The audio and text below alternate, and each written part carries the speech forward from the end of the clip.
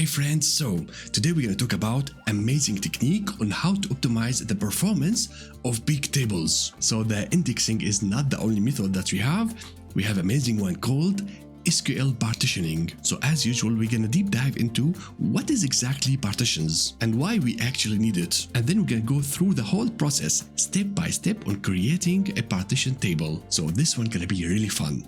Let's start now with the first question. What is SQL Partitioning?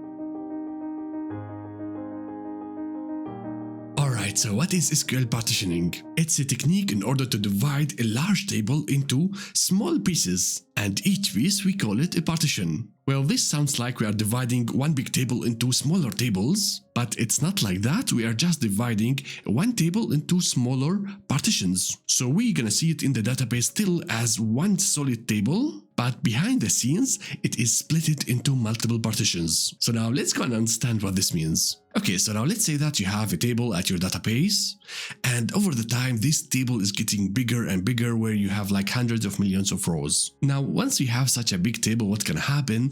Everything gonna be slow. So for example, if we are reading the table and the execution plan is doing full scan of the table, this can take SQL a long time until all the rows are fetched. And if you decide to make like an index for this table, what's gonna happen? SQL gonna go and build a very big B tree index where there are a lot of branches and files and so on. And having a big index is not always a good thing, because if you do operations like delete rows, update rows, or inserting rows, these operations gonna need a long time to process. So having a big index doesn't mean that you can have a good performance for your big table. So that means having a big table is problematic because everything gonna be slow. So now what we can do in order to optimize the performance of this big table? Well, we can use SQL partitioning.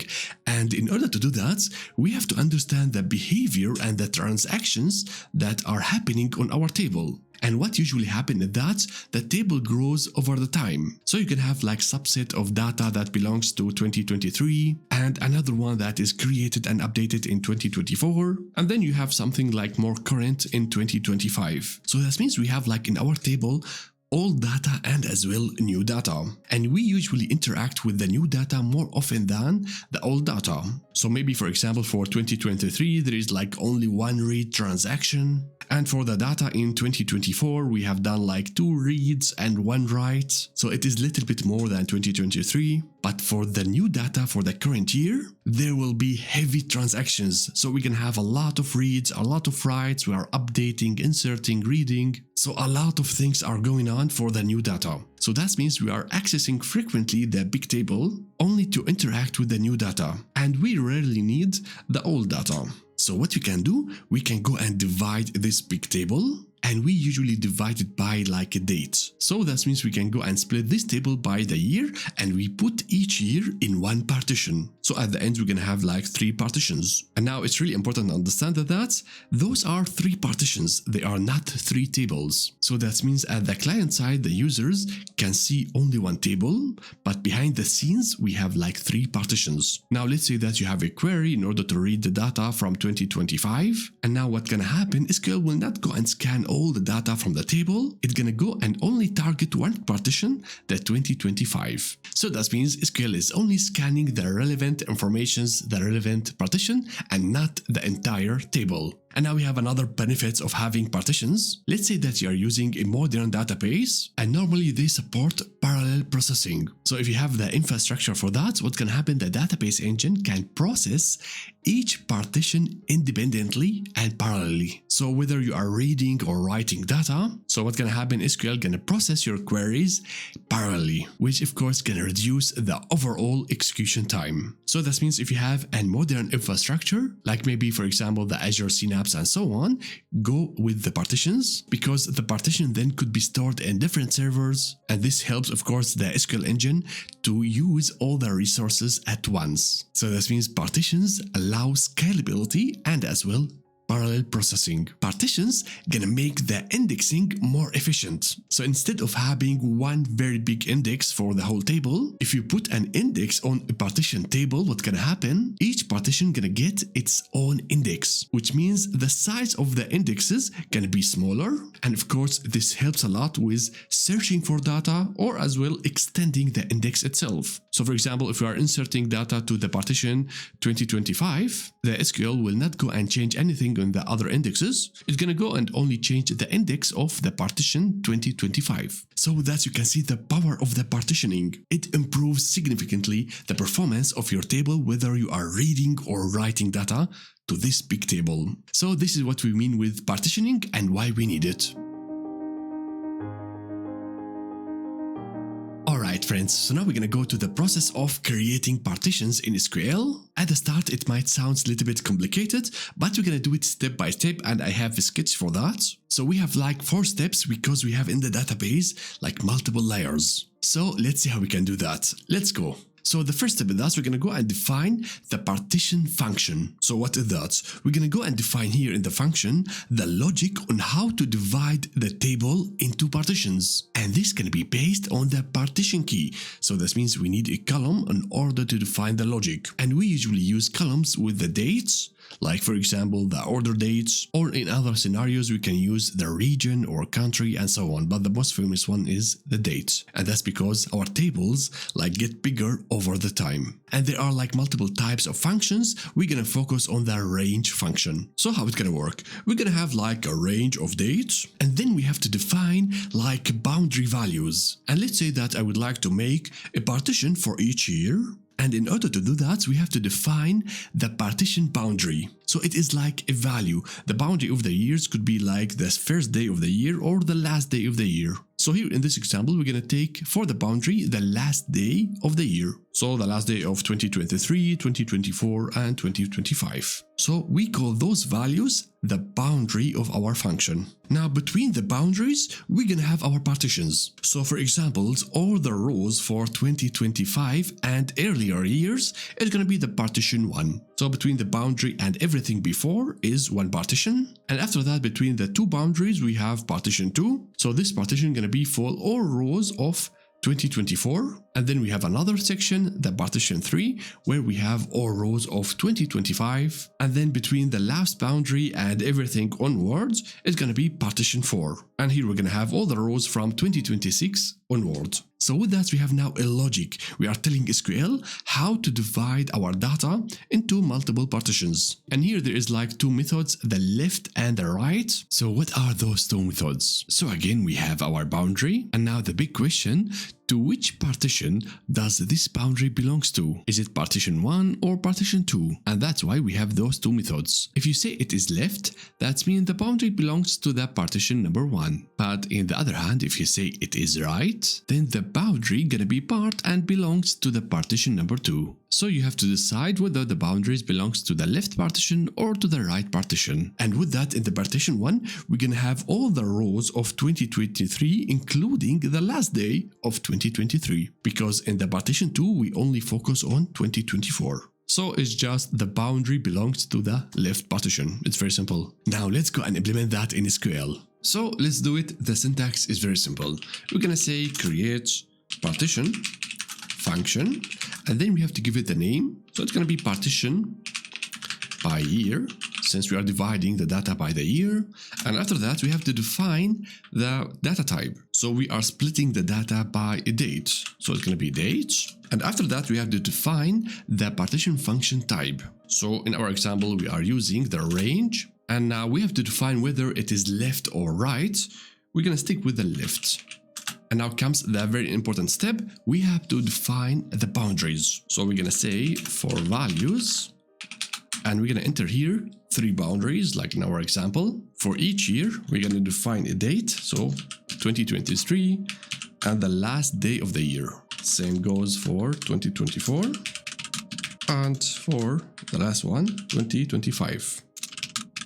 So with that, we have defined the logic, the range, we have defined the boundaries, and we told SQL the boundaries are a date. So let's go and execute our function. Okay, so that's it. As you can see, it's very simple. We just created a function that split the data by the dates using the range left, and of course this function is not yet attached to any tables or anything. It is just a logic that is stored in the database. Alright, so now since our partition function is stored inside the database, we will have metadata about those functions stored in the system schema. So we have there a dedicated table called partition functions, and there we're gonna find informations about all functions that we have inside our database. So let's go and execute it. And as you can see, we find now our new created partition function. So partition by year, it is a range, and it has an ID and so on. And I really recommend you to check it before creating any new partition function. Maybe you have already one in the project.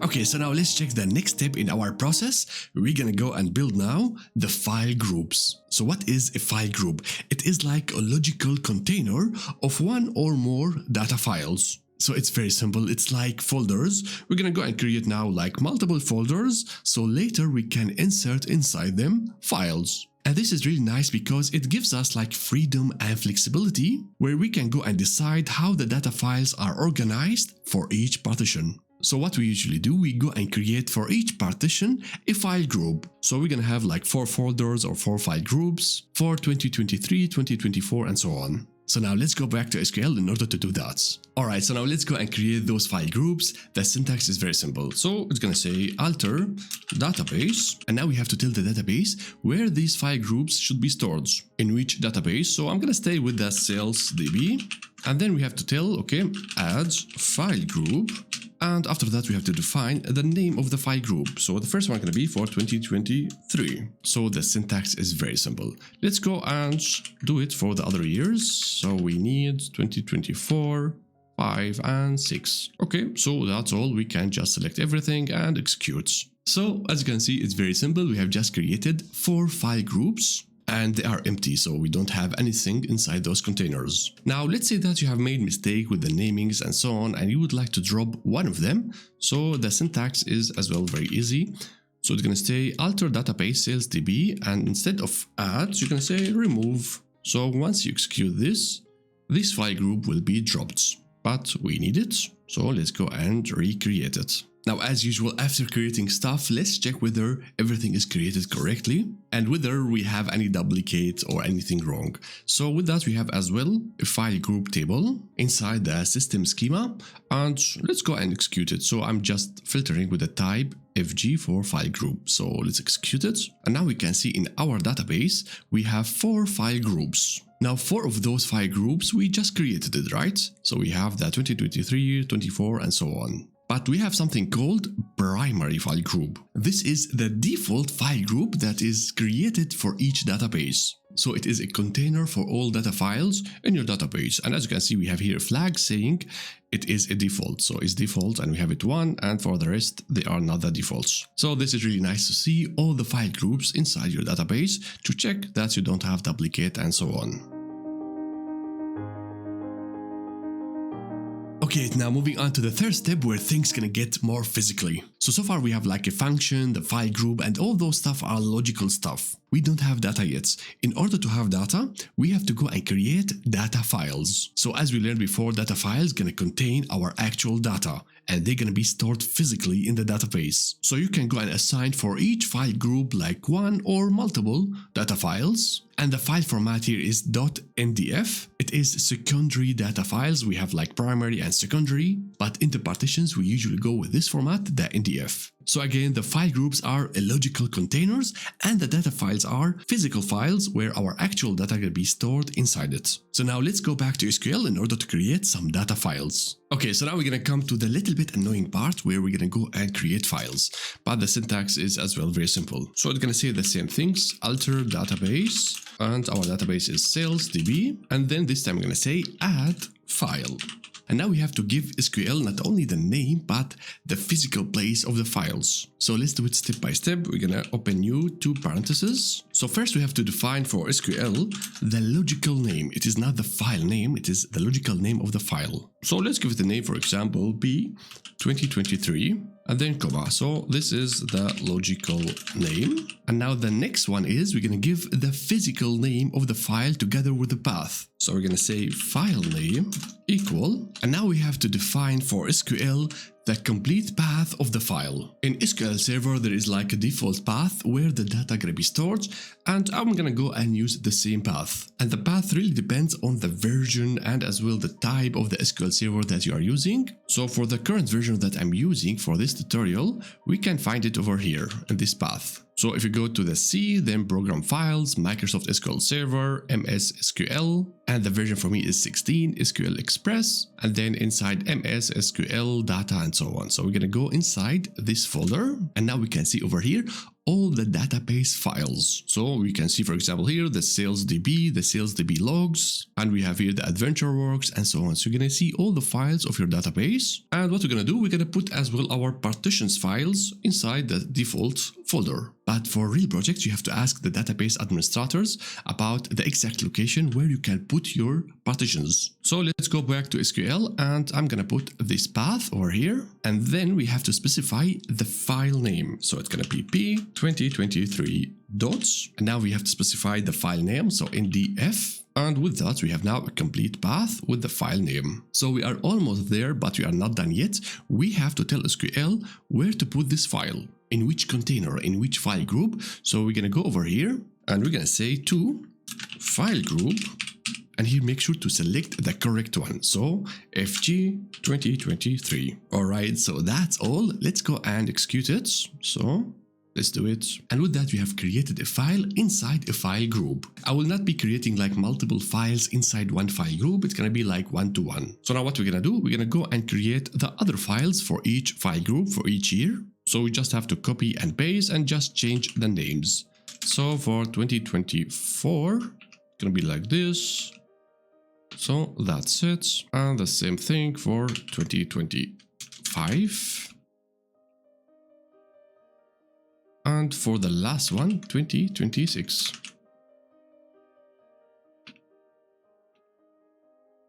And we can go and select now everything and execute it. So that's it. With that, we have created now 4 different files, and we have mapped as well each file to the correct file group. And I usually don't create like a lot of files, I just create like one for each year, or maybe for a bunch of years, so you don't have to go and make for each day like a partition or something like that. Okay, as usual, after creating stuff, we have to go and check the metadata. Now I have here prepared a query where we query the file groups together with the files. So all the data informations could be found inside the table master files, and then we join those tables and select our database. So let's go and query this one, and now you're gonna get a list of all files inside your database. So we see over here we have the primary for the database itself, and you can see the path of the file and as well the size of it. And we can see over here we have 4 files and the file group that is assigned to, and the complete path of each file. And you can monitor over here, of course,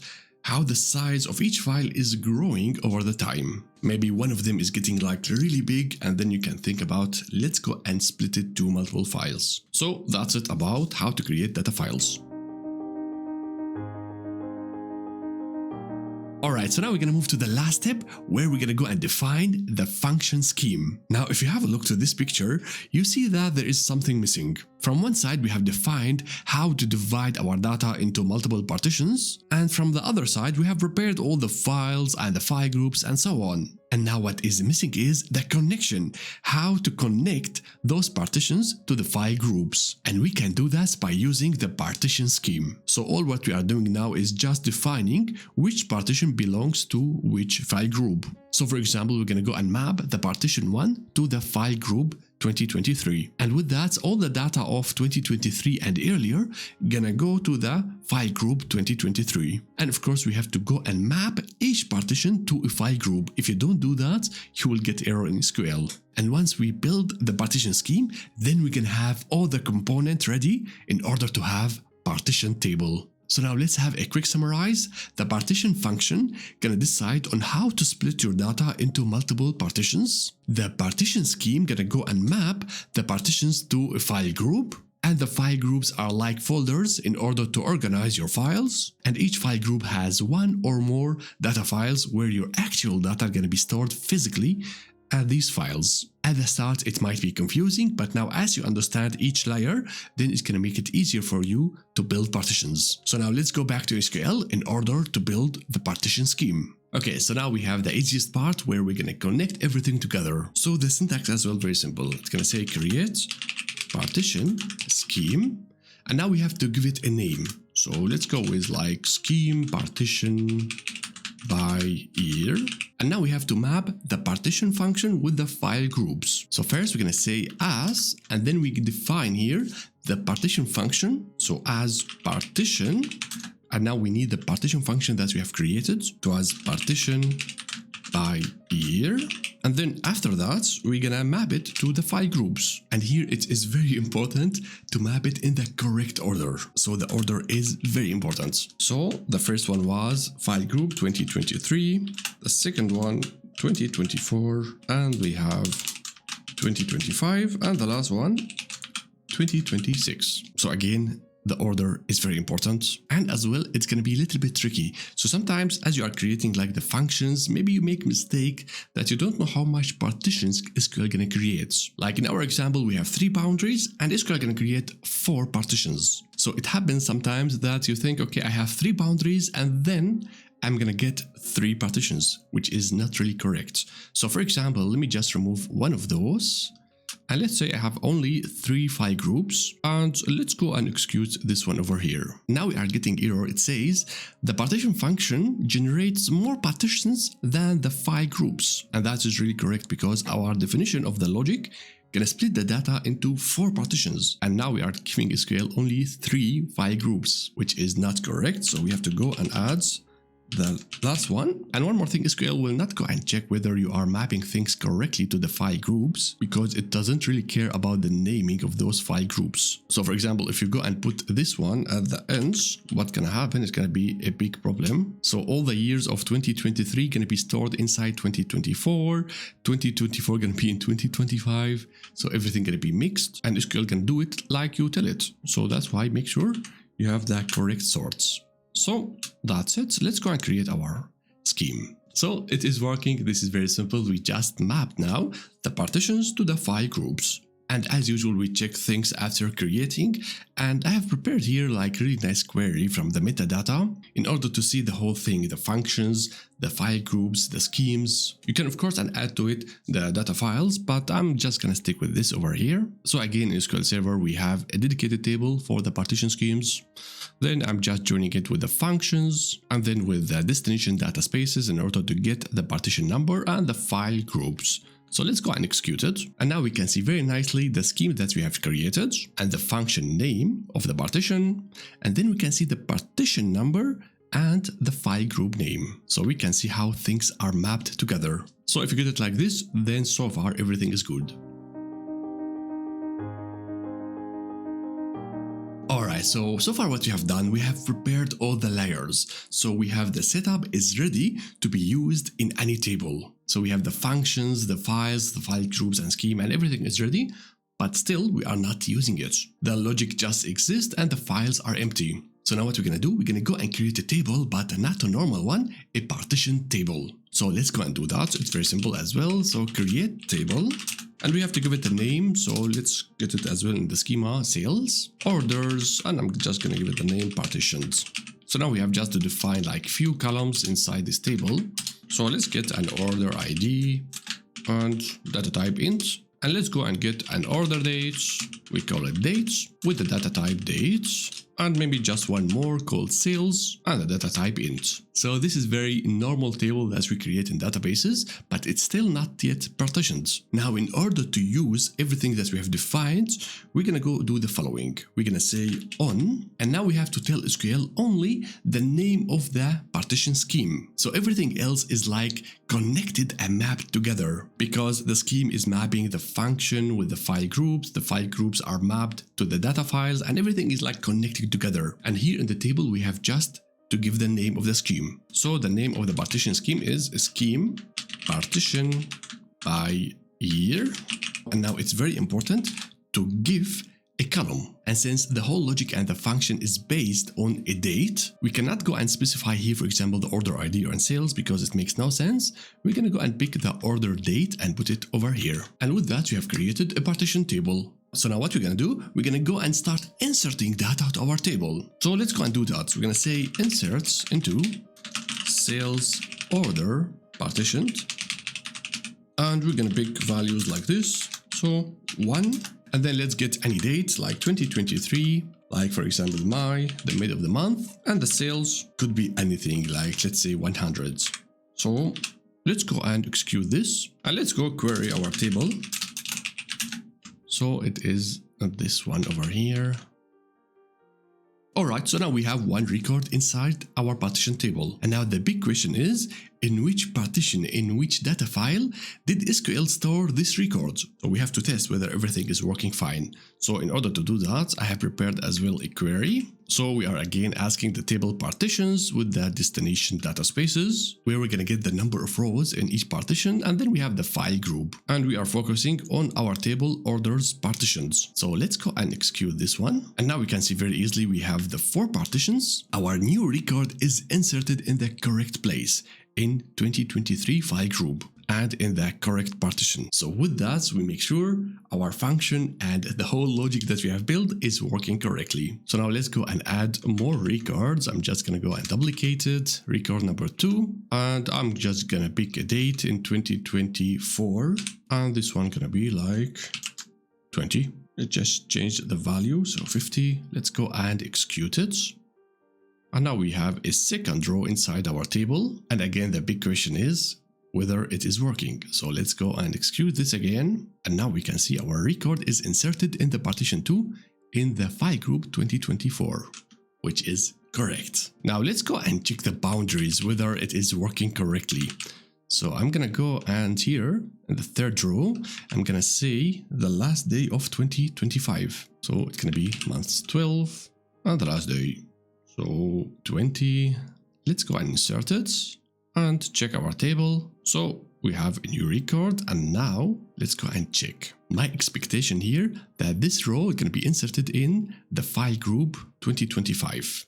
So let's go and execute, and that is correct. As you can see, the record is inserted in the correct partition. And this is really important to test the boundaries, whether they are working correctly, because it's a little bit tricky. You have this range left, right, and boundaries and so on. So you can do it like this to check whether the expectation of your logic is working correctly. And the last one, I'm just gonna do it very fast. So let's do it 2026, and I'm gonna pick the first day of this year. So let's go and insert it. And now what is the expectation? I think it is pretty simple. So let's go and query. And the first day of this year is inserted in the partition number 4. So I can say everything is working correctly. If you get it like this, then you have created successfully a partition table and you have prepared all the layers of this partition correctly. I know this is a lot of work, but to be honest, it is fun, because for the first time in database, you feel like you are controlling stuff. Usually in database, everything like behind the scenes, and you don't know exactly where the files are stored of your tables and so on.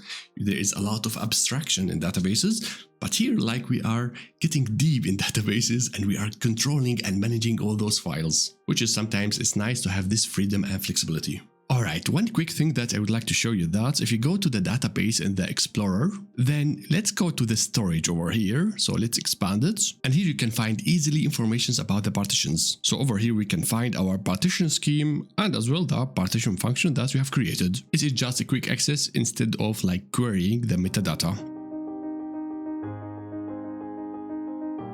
So now let's have a quick summarize how everything is connected together. So we have a table and then we specify for SQL that is connected to a partition scheme. And in the partition scheme, we have everything connected. It is linked to a specific partition function. And there we have the partitions.